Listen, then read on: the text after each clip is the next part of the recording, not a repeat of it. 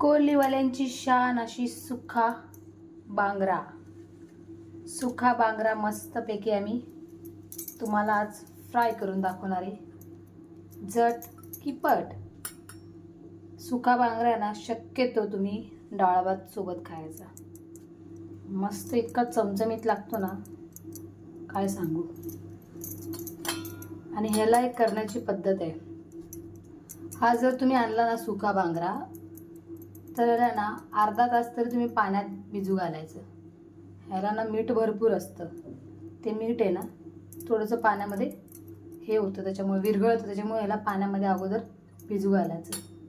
मग याच्यावर असे मसाले टाकायचे. मसाल्यामध्ये बघा मी लाल तिखट घेतलं आहे, मटण मसाला घेतला आहे, अजून हळद घेतली आहे ना, आपला घरगुती 1 चम्मच मसाला.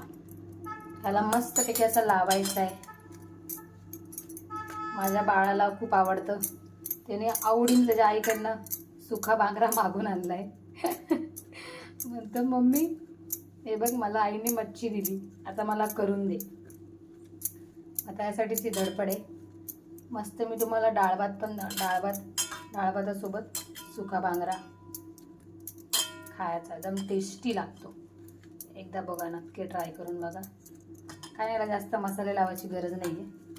आपले घरगुती जे मसाले असतात ना ते जरा चांगले छानपैकी लावायचे. त्याला आपण फ्राय करूया.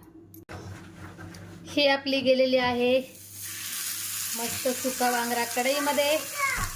ह्याच्यामध्ये अजून एक गोष्ट, मीठ टाकायचं नाही अजिबात.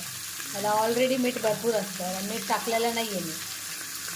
आता एका साईडने मस्त असं भाजून घ्यायचं, मग आपण दुसरी साईड हे करूया.